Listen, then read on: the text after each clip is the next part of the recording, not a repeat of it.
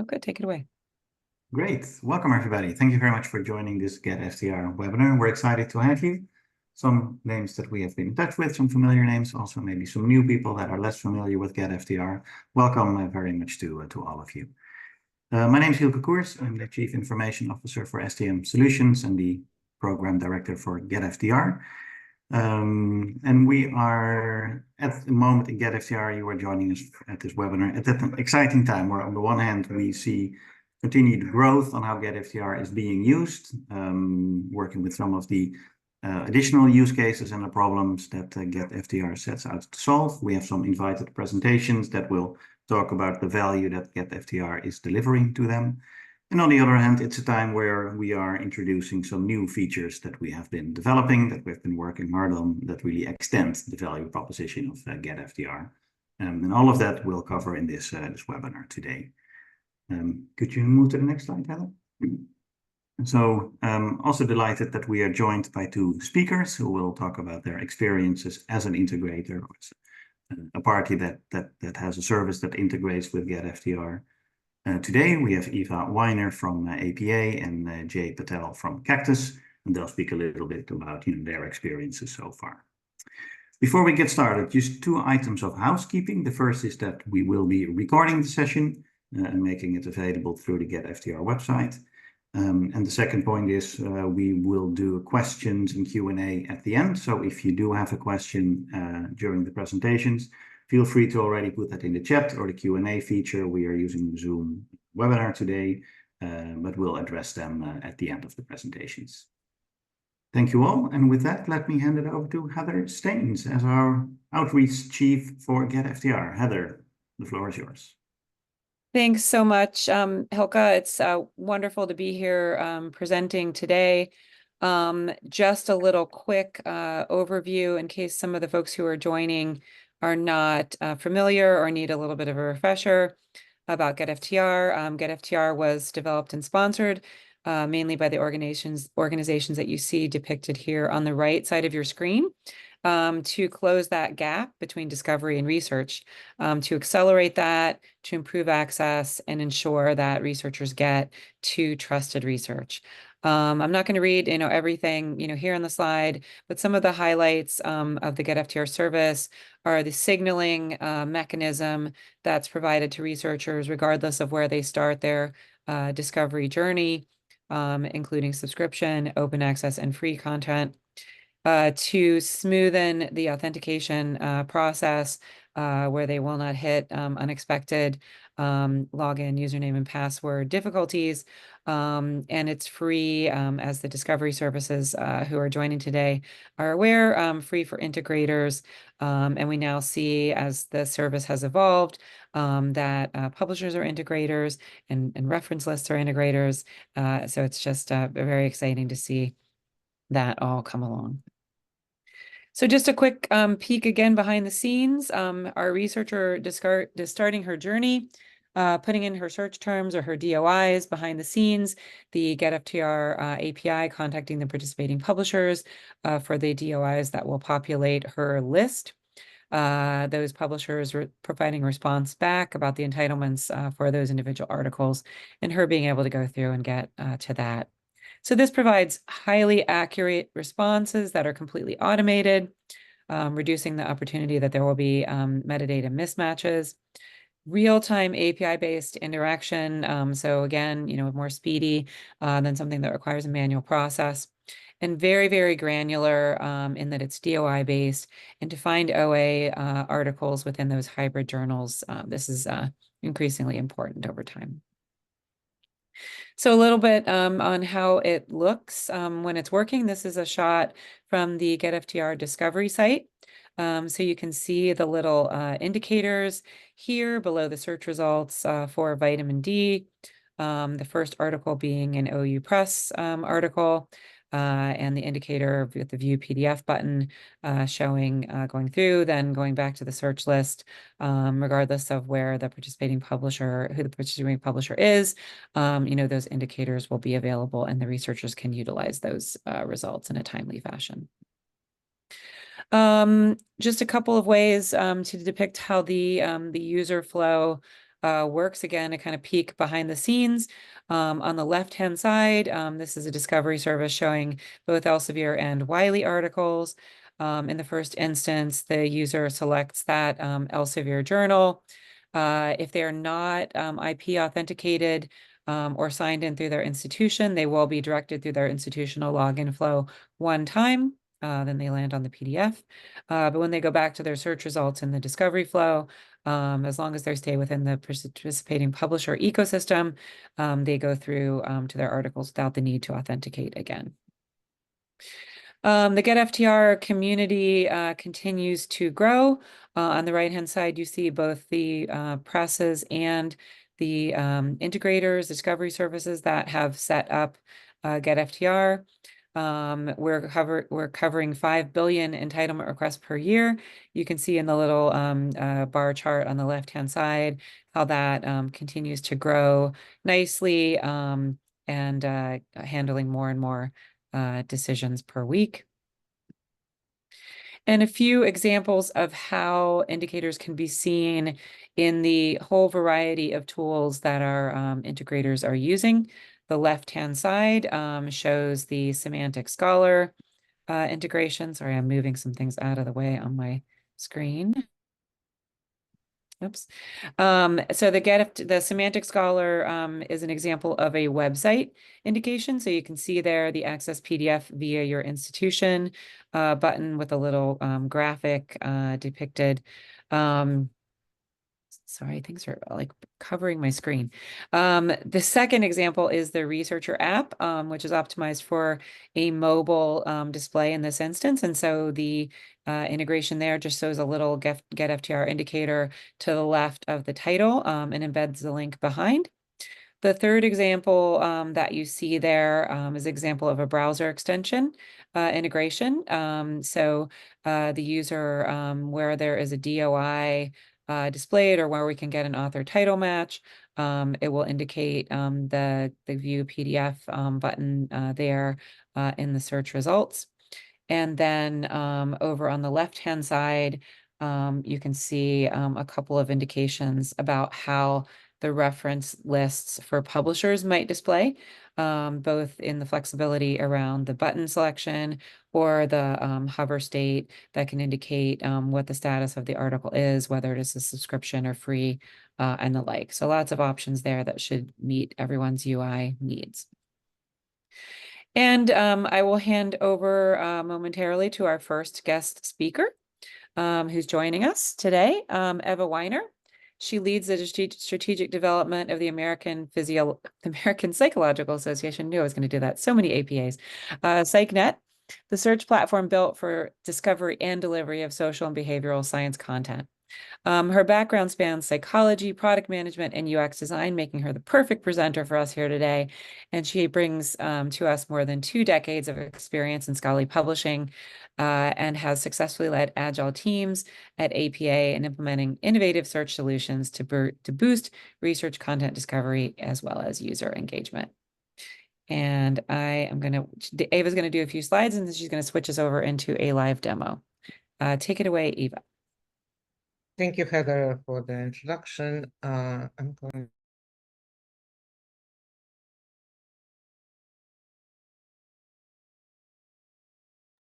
Maybe can you hear us? We heard you there for a moment and then we lost you.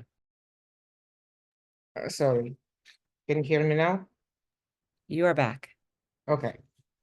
So the classic APA PsycInfo database is an ANI database published by APA and is widely used, as Heather mentioned, in academia for content discovery in psychology and behavioral sciences.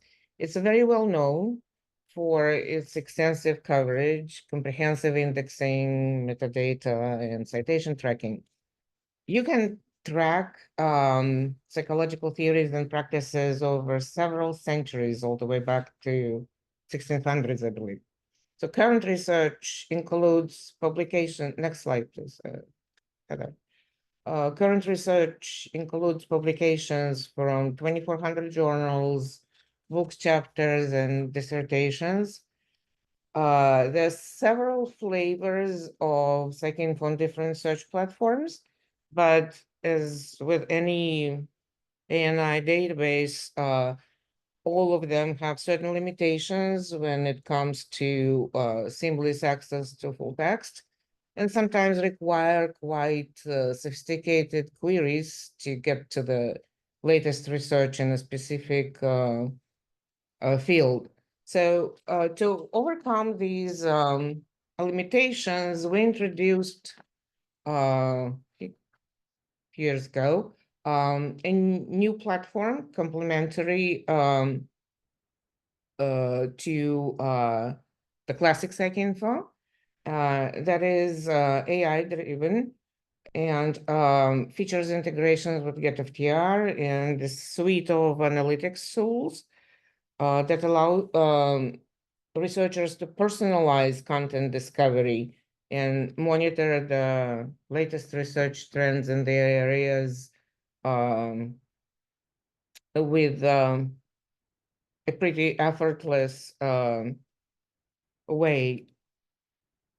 The content on the database can be discovered and analyzed on the fly just by landing on the platform, which is open to any researcher with valid institutional entitlements to the classic PI, or researchers who choose to subscribe to personalized research updates have an advantage of building their personal mini PsycInfos tailored to their interests with additional content from other sources, including PubMed, preprints, and conferences. When we integrated immediate access to full text with GetFTR links, it significantly enhanced the efficiency of research and improved user experience and satisfaction with PsycInfo. Based on the survey results, users discover articles they wouldn't have otherwise seen and save a tremendous amount of time in locating full text. Next slide, please.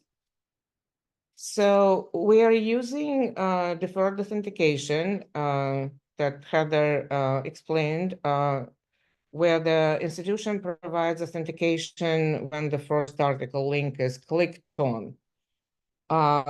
Since we already had an MFA type authentication service for verifying PsycInfo entitlements, we were able to map institutional IDs to SAML entity IDs using MarkLogic repository without requiring users to look up and select their institution.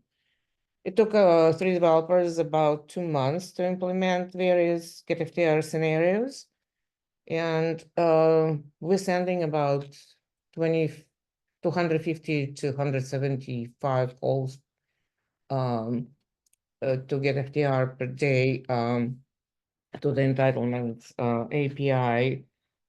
And the most challenging part in the implementation was testing the institutional entitlements, since APA doesn't have a lot of entitlements of its own. We implemented, it's probably time for me then to share my screen for the live demo to show where we implemented the GetFTR links. Okay, we can see your screen. Thank you. Just a minute.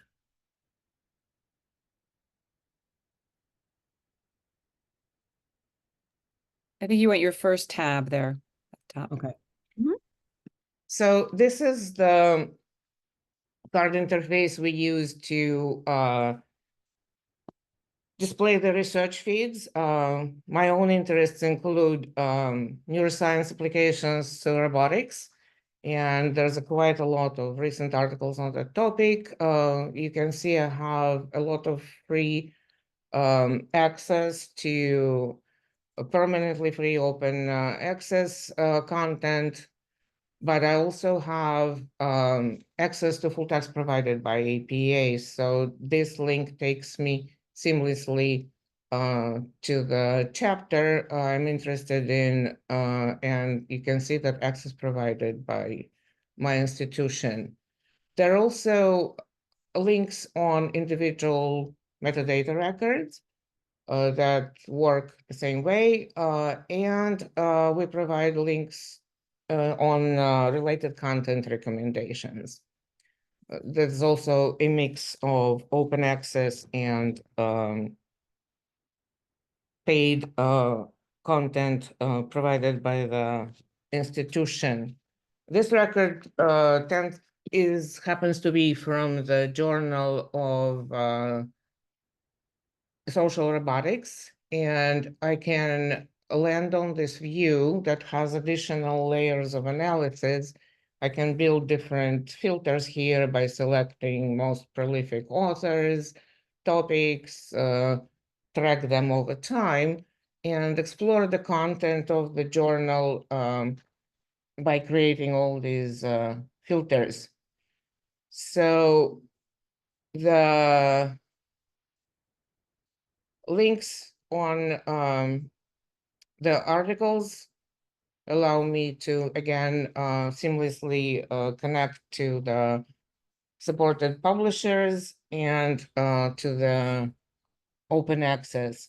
And we constantly adding different analysis tools for more precise content discovery to the platform. And we hope that they can stimulate new research insights and discoveries with easy access to full text.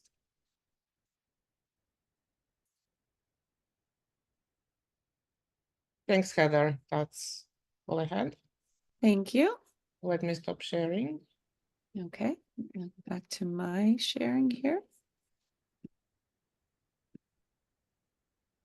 Okay, thank you for that, and we will have some questions and discussions for Eva when we get to that portion of today's program. I'm happy now to welcome our second guest speaker of the day. Two guest speakers, always better than one. Jay Patel, who I've known for quite a while as a business development professional with Cactus Global. And Jay specializes in working with publishers and professional societies on the implementation of AI solutions. So as you may guess, he's in hot demand right now. He wants to improve the user experience by using AI to better classify content, make content easier to discover and find, build custom collections, simplify it, and personalize the content. He also leads the SDG initiative at Cactus. Previous to Cactus, he advised various startups, developing solutions in a number of different verticals. When he's not working on AI solution, which is I find it impossible to believe that he's never not working on AI solutions, he likes to goof around with his kids, read and listen to a podcast, spend time in the garden, or go for a walk. Thanks for joining us today, Jay, and I will share the slides for you. So. Oh, great. Thank you. Well, thanks everyone for attending this webinar, and thank you to Heather, Diane, and Hilke for the invitation.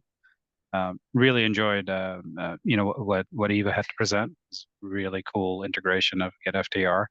If we can go to the next slide. Yeah. So I've been working on the art discovery platform now for about 3 years. So it started as an idea in the sense that what more could we do with AI to help improve discovery, organization, access, and consumption of research content? I think there's some animations on this slide. I don't like animations at all, but I think this was made by someone else. But yeah, the whole purpose of our discovery was to help with things like literature review, curating reference lists, keeping up with latest research, and of course, going mobile first with the whole user experience or the reader experience when it comes to research papers. And so that's where we started with building out our discovery over 3 years ago. Next. So our discovery numbers over the past 3 some odd years, we've grown to over 3 million users globally. Majority of those users actually come from emerging markets. And then within that, a majority of those come from low middle income countries, where mobile devices are really the way that users access almost all content, from news to video, audio, as well as research papers. Our index includes over 250 million records, and that's journal articles, patents, preprints, seminars, conference proceedings, book chapters. So it's a really wide collection, and we look through over 32,000 journals. We're really happy that our app is, I think, the top rated app in this space, both on Apple and Android. And we have over 60,000 ratings and over 4.6, which our key focus is the user experience and user satisfaction. So we are constantly pushing new updates to our app. So if you have our app, you'll probably see like every week we're updating it with something new, making improvements, or launching new features. And within our records, we also include over 40 million open access papers. And we've also developed a collection of it's probably well over 10 million topics now that we have extracted from the records that we have ingested. Next. All right. So I'm just going to go through a real quick product overview. It won't take long. So when the user comes in, they download the app. When they come in, they're asked to sign up. And on sign up, they can select a few topics that they want to follow and journals that they want to follow. Once they're done with that, they're on their homepage. We have these tiles, which are basically set up to give them access to content very quickly. And as you can see here with our GetFTR integration, which we did maybe a little under 3 years ago now, we also include a tile for paywall papers. So we want to make it as easy as possible for the user to get to paywall papers. So GetFTR works beautifully on the back end for us. It makes all those really neat connections between the user and their institute entitlements. And then to make it even more simpler, we just deposit all of the papers that they have entitlements to into this paywall feed. So all they have to do every day is go in, click on the button, and then they'll see a list of papers that they have access to through their institution. There's some more animations on here as well, but we can just speed through that. So this is what a feed looks like, and it's all customized based on the topics you follow. And then on each article card, you have the ability to say relevant, not relevant, and you can also select if you want to follow or unfollow a topic. And then you also have a list of topics that you can look at. There's a feed setting where you can go and you can prioritize or deprioritize specific topics within your feed. Next, please. All right. So here's where we all came for, which is really the relationship between our discovery and GetFTR. And the reason why we integrated was when we talked to our users, one of the biggest challenges they had was that they could not access research. And so we started looking around to figure out, okay, how do we do this? We know open access is pretty easy. You drop a PDF, you drop a link, they get easy access to it. But there's still plenty of great research that is not open access. And a lot of our users have access to it from their institutions, but sometimes they don't know that they have access to it. So by plugging in GetFTR, we really simplified that process. So we want to help them keep up with the latest research. We want to help them discover the most relevant articles. And that could be both open access, preprint, or paywalled. Just the fact that research is paywall doesn't mean that folks shouldn't have access to it, but there should be routes to getting access. And many times they have it through their institution, but they just don't know about it, or it's cumbersome to get access to it from their institution. We also focus on researchers with limited resources. So as I mentioned, we have a majority of our users come from developing economies, emerging markets, and many of those come from low middle income countries where they don't have a computer or the ability to go to a library and access the stuff. So we bring it right on their mobile phone. And as I mentioned, many researchers don't know that their institute has access.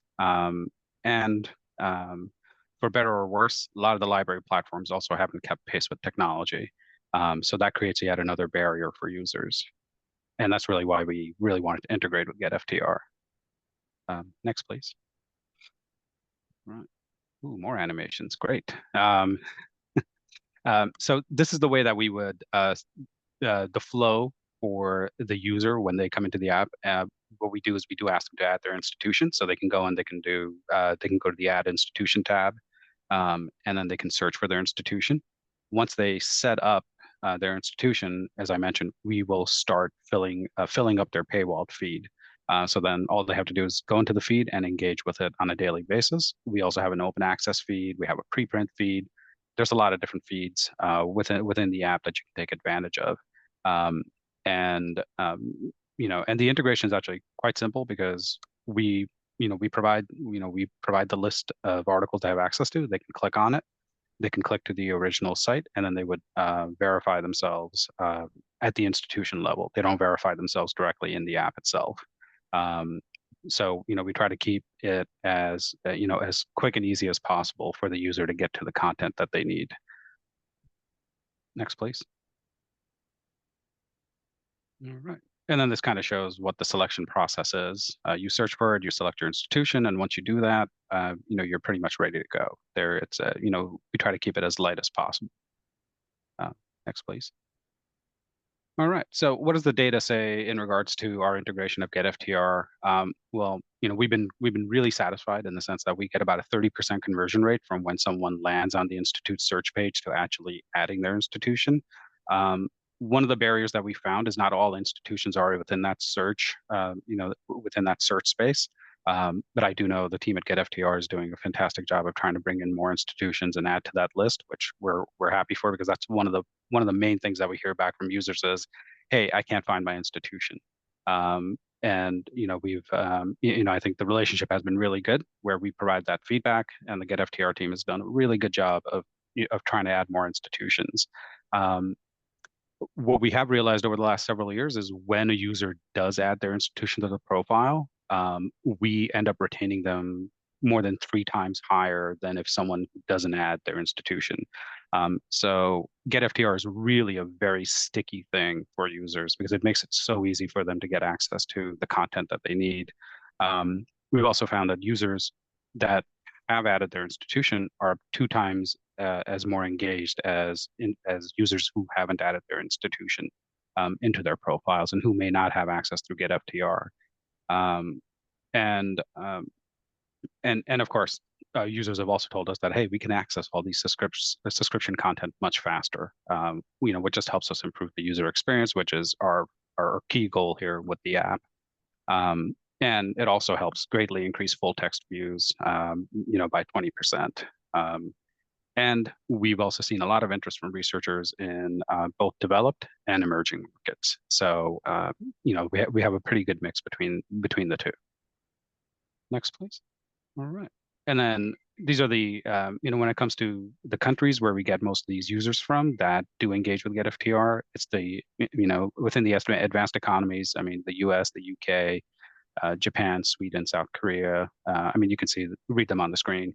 As far as emerging and developing economies, we have India, Indonesia, South Africa, Philippines, the usual characters, where we see the most traffic from. Next, please. And top institutions. I don't think any of these will surprise you, such as MIT, UCLA, or IIT Delhi, Oxford, Cambridge, Sao Paulo, and of course within the continent of Africa, we get Pretoria, Johannesburg. Most of them are from South Africa, but we are seeing more and more traffic filter in from other areas of Latin America, Asia, and Africa as well. And the top publishers, we have agreements, content agreements with all of these publishers, and we work very closely with them to make sure that their content is easily discoverable. And so GetFTR just helps make that even better for us. Next, and that's it. So thank you very much. I really appreciate being a part of this webinar, and thank you for the invite, and thank you for joining. Thanks so much, Jay. And I will say, for those of you who are interested in learning more specifics, there's a case study that Cactus put together that's available on the GetFTR website. And with that, I will hand over to Diane Benham. Thanks, Heather.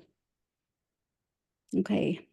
I have a couple of slides, and I will cover both the latest GetFTR features and where we're heading in 2024. So the latest version of the GetFTR API provides faster entitlement decisions for discovery tools and other platforms that integrate. And this is because GetFTR can now take entitlement decisions on behalf of publishers, and that's publishers that have shared their entitlements with GetFTR. Currently, 2 publishers do this, and we're encouraging other publishers to do the same to further reduce latency. The API also provides links to more than 30 million freely available DOIs provided by the free GetFTR OA and free service. And that includes 8 million from publishers that don't participate in GetFTR. And additionally, our most recent launch, discovery tools can now signal to researchers where a document has been retracted or updated.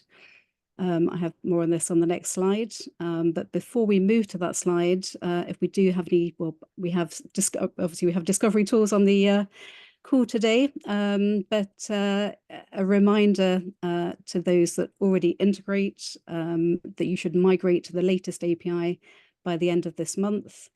All that's required is a change to the URL, and if you're unable to meet this deadline, please get in touch and we'll redirect your requests. Moving on to the next slide. So as I mentioned, GetFTR has extended its service and now provides retraction and errata information. And this is now available to all discovery tools and other platforms that integrate with GetFTR. And it will enable them to display a retraction or update button at the point of discovery, alerting the researcher to integrity issues with the document. Data is sourced from Crossref and Retraction Watch and includes types such as retraction or correction, date, and source. Retraction errata information will now be provided regardless of whether the publisher participates in GetFTR, so all content that's registered at Crossref, and whether the researcher has access to the full text or not. So you may see that red retraction button regardless of the, what color do we call that, greeny blue view PDF button. The retraction and errata feature is already available to researchers that use the GetFTR browser extension. The screenshot at the top right shows a GetFTR button and retraction button that were added for an article by the GetFTR browser extension while I was using Google Scholar. The GetFTR button indicates that I have access to the full text, and the retraction button indicates that the document was retracted. If I click on the retraction button, I'm taken to the GetFTR document status page at the bottom left, which provides more information in a timeline format about changes to the document. The GetFTR document status page is available for all discovery tools to link to if they wish. The GetFTR integrator specification and usability guidelines have been updated to include retraction and errata and are available from our website. And if you already use GetFTR for entitlement checks, again, please contact me so that we can enable the retraction and errata service. If you don't use GetFTR and would like to, please also get in touch. Final slide, Heather. So what's next for GetFTR? We're working on a number of roadmap items, which we hope will further improve the service. Publishers and discovery tools have asked GetFTR to support perpetual rights. So when a journal is transferred from one publisher to another, we plan to store all DOI and publisher affiliations so that we can send entitlement requests to publishers that currently or previously owned the content. Publishers and integrators have also asked if GetFTR can play a role in streamlining or replacing the KBART process. So we'll start exploring this soon. We also plan to add click data to integrator and publisher reports, which are available via the GetFTR portal, as we're now able to measure clicks. Additionally, we're looking at GetFTR playing a role in supporting on and off platform usage aggregation for syndication arrangements. More on this soon. We'll continue to enhance the GetFTR browser extension, and we'll add GetFTR buttons to all pages where a DOI is located. And also we hope to add GetFTR buttons to earlier versions where the researcher has access to the latest version. And lastly, yeah, it was great to hear from Eva and Jay today and to see how they've integrated with GetFTR and the value it's brought to their researchers. We'd love to hear from other discovery tools that have integrated on the call. And we'll be sending out a survey soon, so please keep an eye out for this. Thanks so much. I think it's back to you, Hilke. Yeah, thank you, Diane. And I just want to say before we move into the into the Q&A session, that I am able from the participant list to allow you to talk. So if you do want to ask your question, I think that the chat should be working. You could just indicate that you would like to talk, or if the chat's not working, in your Q&A, just mention that you would like to talk, and I will enable that for you. Over to you, Hilke. Excellent, and thank you so much to all of our speakers. It was great to hear these different perspectives on GetFTR and the experiences that you've all had. So opening it up for Q&A or comments, if people wish. We already have a few questions lined up in the Q&A, which I will take in order. But again, encouraging other people as well to ask any questions there, or let Heather know, and she will, with the power of Zoom webinar, will unmute you so that you can ask your question live. So let me start at the top. We have a couple of questions from an anonymous attendee. I'm not sure if it is the same anonymous attendee, but I'll just take them in order. First question asks, says, hi, the screenshot shows a link that says show PDF. Is that the only option, or can the button say show full text? Maybe I could start with that, and then Diane, you can maybe add if I'm missing any details. So there's a couple of options, a couple of UI options to present the GetFTR indicator into your website, into your front end. The button that GetFTR supports has the show PDF text indication in it. But if you are a party that integrates with GetFTR, you can also use your own button, your own styling, your own text. We do require that if you use GetFTR to establish that there is a pathway to the publication, that you do show that GetFTR indicator, because that will really lead to that recognizability and the trust, and giving researchers that really recognizable visual cue that they will be able to access the content. But you can also use that indicator in combination with your own button and your own call to action. So there is a bit of flexibility there. I think that answers that question. I also see Heather Steins is going to answer this question live. Heather, did you have something to add to that one? I just I was trying to mark it, as answer. Sorry. And Okay. just to, again, highlight what you mentioned about the flexibility that we do provide. So get in touch.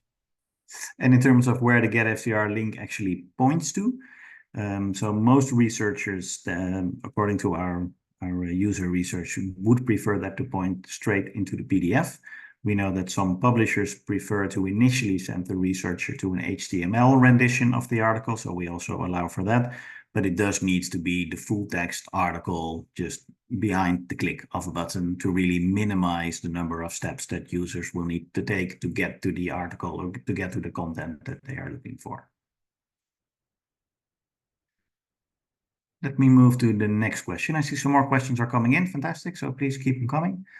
Then the second question is around usage reporting. And maybe Diane, could I ask you to address that one? I think that is where that sits with you. Yeah, so thanks, Hilke. So we do have a GetFTR self-service portal, and it provides all the information we believe that you need to get set up and integrate with the service. It also provides a number of reports. The key report is in aggregate. So if you're a publisher, you'll see the total number of entitlement requests and your responses, and your responses are split by various, whether it's yes or no entitled, whether it's open access, free or paid content. There's also what we call a publisher dashboard, which shows the requests coming in from each of the integrators. That currently shows the number of entitlement requests for the last 24 hours, but we're looking to expand that. Excellent. Thank you so much. The next question is a fairly straightforward one. Has anyone told Outpon about the change in the API? I'm hoping that they don't need me to let them know. The short answer to that is yes. We are in touch with some of the leading publishing platforms. We have good connections with them. So yes, they are very much aware of that. Next question is from Julie. Hi, Julie. Good to see you here. Asking if we could say something more about K-BART analysis. Maybe, Diane, do you want to start with that? I could maybe add a little bit of color, but maybe you want to pick that up. So we haven't started this work yet. It's probably the sort of key thing to say at this stage, but we have had a couple of publishers come to us to say, can GetFTR replace or streamline the process? So the first thing that we need to do as a product team is get very familiar with K-BART, as familiar as some of you are on the call. We'll probably be coming to you with questions as well. I mentioned earlier on the call that publishers have started sharing entitlements with us. So something we could look at is potentially GetFTR providing K-BART files as a first step. But more on this soon. Yeah, Julie, I hope that answers your question. I can enable you to answer live if you'd like.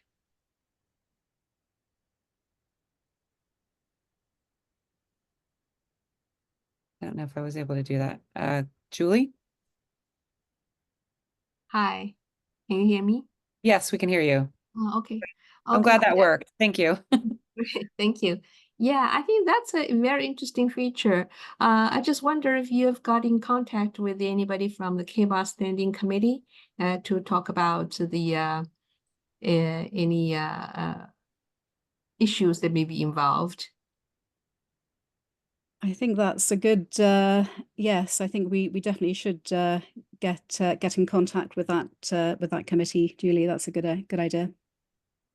And you also say like you got the entitlements from the publishers. So when you say you're going to do the K-BART analysis, that's the K-BART analysis based on that individual customers. So like a customized, right? The K-BART list for each publisher who shared these entitlements with you. That's correct. Yes. Okay.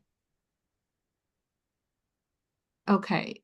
Yeah, but that's something really new. I have to think about it before I can ask more questions. But thank you very much.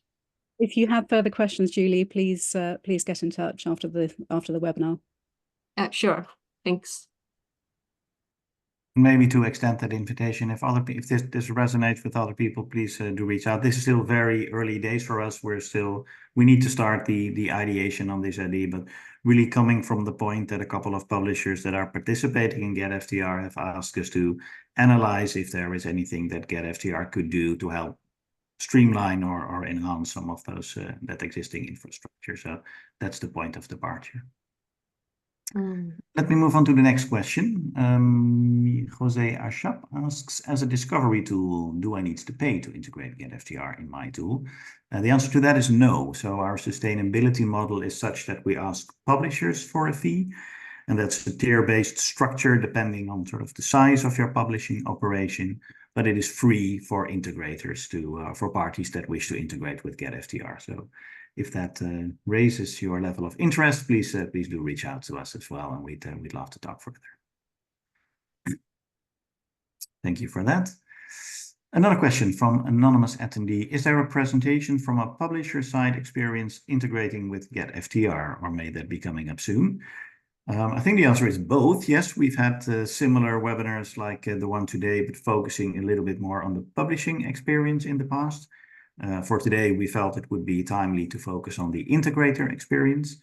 You will find some links to those existing webinars, either the GetFTR website or the STM website, or we could maybe follow up and point you in the right direction, but we definitely have those. And I expect we'll be organizing another sort of more publishing centric GetFTR webinar soon as well. I just wanted to just jump in for a second to say that I thought that both of the presentations today were extremely interesting. I've been thinking about the abstracting and indexing use case for quite some time now, and hearing, you know, from publishers that have ANI services and also libraries that subscribe to them, that they're kind of wondering, you know, how things can be, you know, streamlined for users. So it's wonderful, Eva, to see what, you know, what you guys are doing in that regard. And then on the Cactus side, you know, Cactus had already integrated when I started with GetFTR, which is going to be 4 years ago in the fall. So whenever I can kind of get like an insight, I do appreciate that. And I think what's really interesting there is that, you know, Cactus is using the GetFTR service behind the scenes to customize that feed for researchers. And Chorus also has a use case with GetFTR, which is a little bit behind the scenes. So if you're here today listening and you have a use case, which may not be something that immediately jumps to mind when you think of GetFTR, but you think, hey, I wonder, you know, if the API, you know, might be able to help in that context, or you know, additional services that you might want to develop, we would absolutely, you know, love to hear from you. And, you know, creativity is kind of one of our specialties here. So. Excellent. Thank you so much for that addition, Heather. And yes, please, by all means, do reach out. Are there any other questions or comments? I'm looking at the Q&A tab here. Looking at the chat as well. I don't think there's anything in there. Last opportunity for people to ask questions or to raise and give us any suggestions or recommendations or things that we should be looking at to do good on that promise of great creativity. Mm-hmm. Going once, going twice. All right, then let me close the webinar. Thank you all so much for being here today, for participating. Thank you very much to all the participants, people who took some time out of the day to join us here at the webinar. And of course, big thank you to our speakers, Heather, Diane, Eva, Jay. Thank you so much for your presentations. And we hope to continue the discussion offline or in the next webinar. Thank you all very much. Thank you. Thank you. Goodbye.